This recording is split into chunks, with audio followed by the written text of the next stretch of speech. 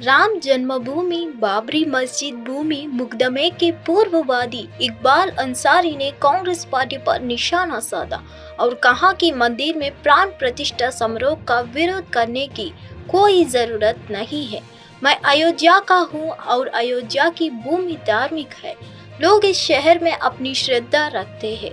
सभी विपक्षी दल इसका विरोध कर रहे हैं, लेकिन हम इसका विरोध नहीं कर रहे हैं। हम स्पष्ट रूप से कह रहे हैं कि अयोध्या आए और पवित्र स्नान करे, सरयू नदी अपने शरीर और मन को शुद्ध करे।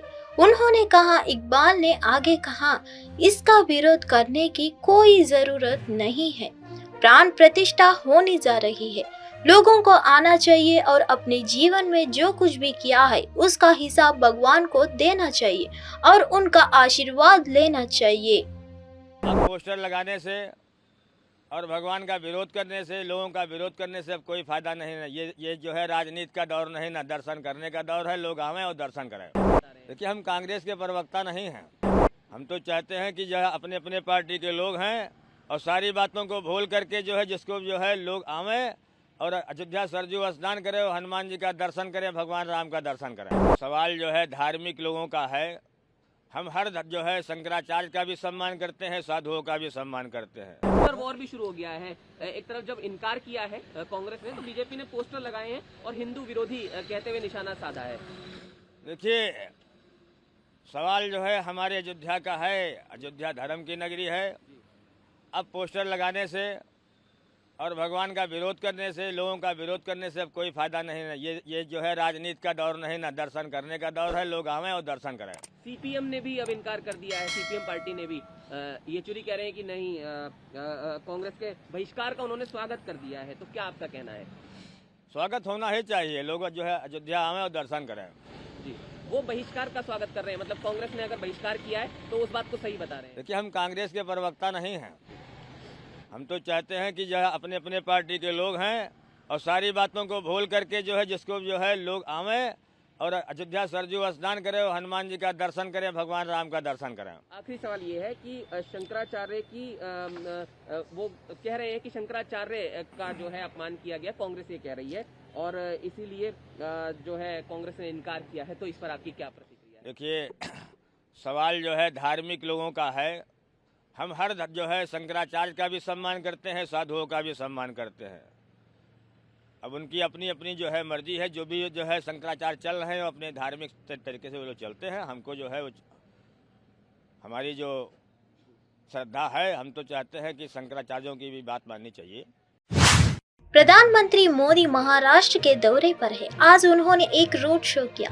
इस रोड शो में उनके साथ महाराष्ट्र के CM Eknath Shinde, deputy CM Devendra Fadnavis और अजित पवार भी मौजूद थे। प्रधानमंत्री मोदी महाराष्ट्र के इस दौरे में राज्य को 30,000 करोड़ रुपए की सौगात देने जा रहे हैं। पीएम मोदी नासिक में रोड शो करने के बाद रामकथा कुंड और कला मंदिर में अनुष्ठान करेंगे। पीएम मोदी यहां 27वें राष्ट्रीय युवा महोत्सव का उद्घाटन भी करेंगे। पीएम मोदी नासिक के बाद नवी मुंबई जाएंगे, जहां वह 21.8 किलोमीटर ट्रांसबर्बर लिंक ब्रिज का उद्घाटन भी करेंगे। इस ब्रिज का नाम अटल सेतु रखा गया है।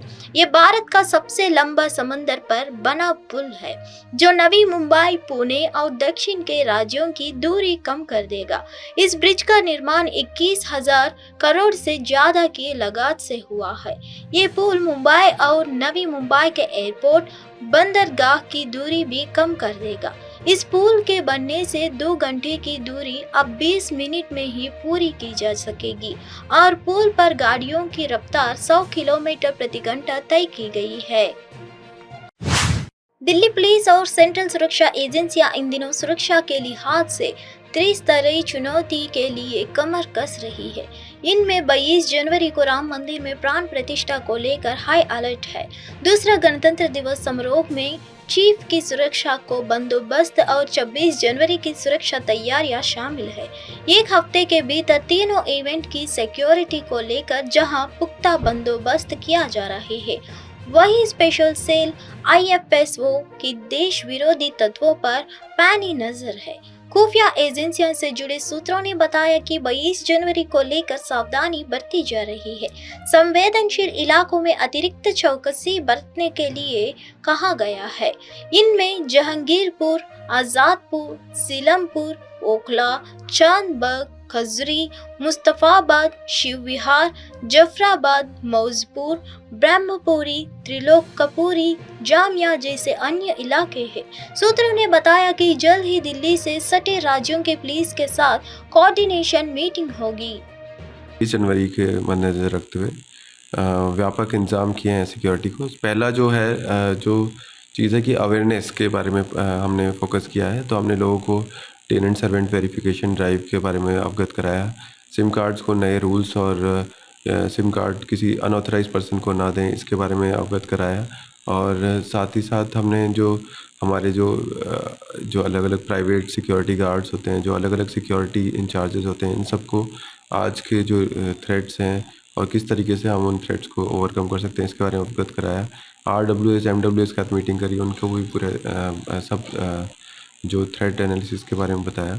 और इसी तरीके से हम सारे स्टेक होल्डर्स के साथ हम कंटिन्यूसली टच में हैं। और हम एग्जीक्यूशन पार्ट पे भी हम कर रहे हैं। हमने कॉम्बिंग ऑपरेशन भी आज लॉन्च किया था। खादर में हमने पूरा ड्रोन के थ्रू हमने पूरा पेट्रोलिंग कराया और एरियल सर्वेलेंस लॉन्च किया। साथ ही साथ हम ये रेलवे ट्रैक्स और जो अनऑथराइज कॉलोनीज़ हैं, इनको भी हम ड्रोन सर्वेलेंस के थ्रू देख रहे हैं। इसके अलावा जो एग्जीक्यूशन वाले पहलुओं में जो लोग वेरिफिकेशन नहीं करा रहे हैं, उनके अगेंस्ट हम लीगल एक्शन भी ले रहे हैं। और मॉक ड्रिल्स भी कंडक्ट करा रहे हैं ताकि लोग लोग और पुलिस भी इसमें पूरी तरह, और बाकी सारे स्टेक होल्डर्स पूरी तरह तैयार रहें।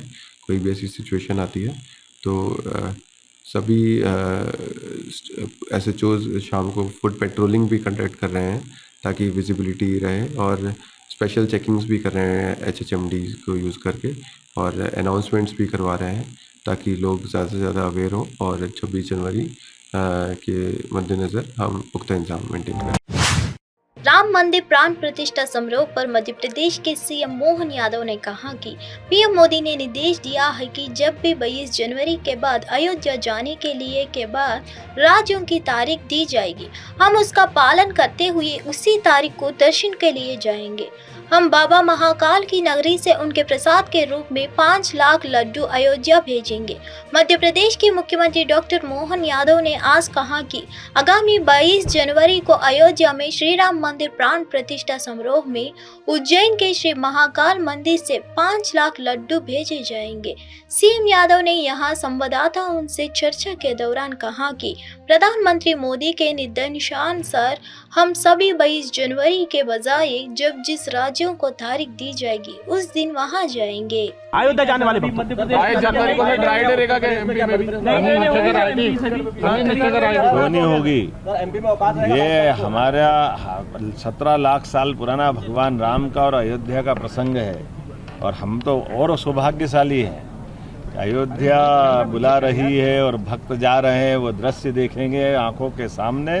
और लेकिन यशस्वी प्रधानमंत्री ने जो निर्देश दिए हैं कि 22 तारीख के बजाय जब जिसको तारीख दी जाएगी जिन राज्यों को, उसके साथ हम जाने वाले हैं। मैं उम्मीद कर रहा हूँ कि इस अवसर पर न केवल हम जा रहे हैं, 2000 साल पहले भी मध्य प्रदेश की धरती से सम्राट विक्रमादित्य ने अयोध्या में भगवान राम का मंदिर बनवाया था।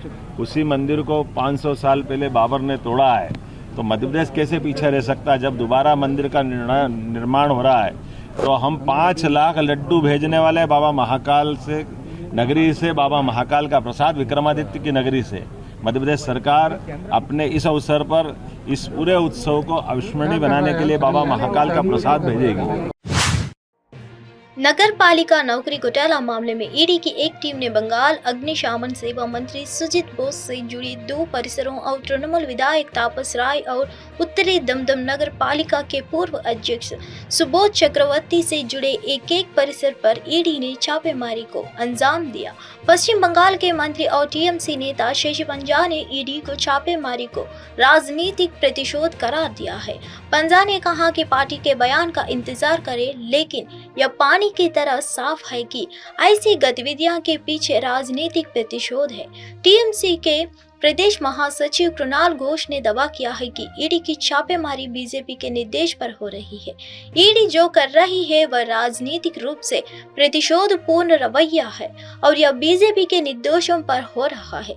बीजेपी हार गई है और उनके पास टीएमसी का सामना करने की शक्ति नहीं है, इसलिए वे एजेंसियां की दुरुपयोग कर रहे हैं। आप जो कह रहे हैं ईडी और एजेंसी वाली बात, आपसे ही मालूमियत हुई है। हमारे पार्टी के स्तर से जैसे बोलेंगे आप उसके लिए वेट कीजिए, लेकिन अब तक ये साफ है, पानी की तरह साफ है कि पश्चिम बंगाल में इस तरीके के जो है ये या कहीं ना कहीं इसमें पॉलिटिकल जो है वेंडेटा वाली बात आ रही है।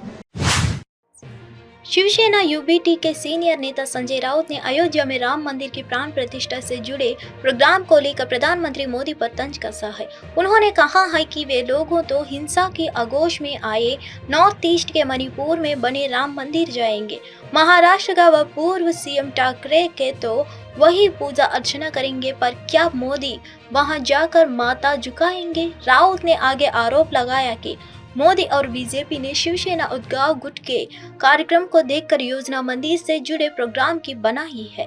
राउत ने इसके अलावा महाराष्ट्र विधानसभा के स्पीकर राहुल नरवेकर के उस फैसले पर भी सवाल दागा, जिसमें एकनाथ शिंदे की सरकार को बरकरार रखने का फैसला सुनाया गया था। भारत जोड़ो न्याय यात्रा शुरू करने से पहले कांग्रेस के नेता राहुल गांधी ने बीजेपी की अगुवाई वाली केंद्र सरकार और पीएम मोदी पर जमकर हमला बोला है। राहुल गांधी ने देश के युवाओं को संबोधित करते हुए कहा, देश के युवाओं, आज राष्ट्रीय युवा दिवस पर हमें स्वामी विवेकानंद के विचारों को फिर से याद करने की जरूरत है।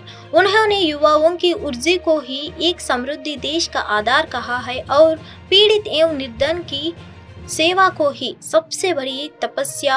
राहुल गांधी ने कहा, युवाओं की विचार करनी ही होगा कि आखिर क्या होगी हमारे सपनों के भारत की पहचान, जीवन की गुणवत्ता या सिर्फ भावुकता उत्तेजक नारे लगाते युवा या रोजगार प्राप्त युवा, मोहब्बत या नफरत। आज वास्तविक मुद्दों से नजरें फेर कर भावनात्मक मुद्दों का राजनीतिक दुरुपयोग किया जा रहा है, जो देश की जनता के साथ चल है। बढ़ती बेरोजगारी और महंगाई के बीच युवा और गरीब पढ़ाई, कमाई और दवाई के बोझ तले दबा चल रहा है और सरकार इसे अमृतकाल बताकर उत्सव मना रहे हैं। सत्ता के अहंकार में चूर शहशाह जमीनी हकीकत से बहुत दूर हो गया है।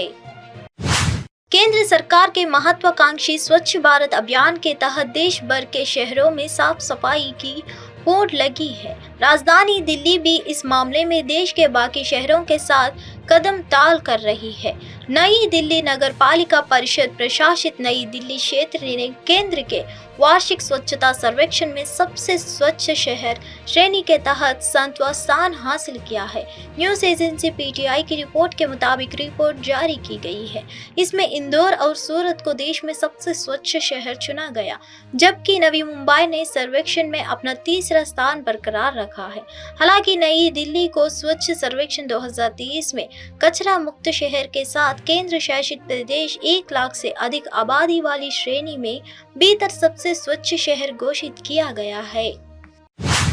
पिछले साल कर्नाटक और तेलंगाना में कांग्रेस की जीत के सूत्रधार कहे जाने वाले चुनावी रणनीतिकार सुनील कनुगोलू अब लोकसभा चुनाव 2024 के लिए पार्टी के अभियान का हिस्सा नहीं होंगे।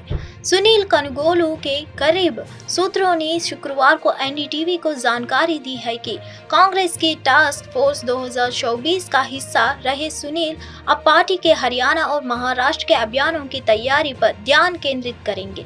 सुनील कनुगोलू की नए सिरे से तैनाती के पीछे की वजह यह बताई जा रही है कि इन दिनों ही राज्यों में उनके पास पहले से ही टीमें मौजूद है और दोनों सूबों में अगले 7 महीनों के भीतर मतदान होना है।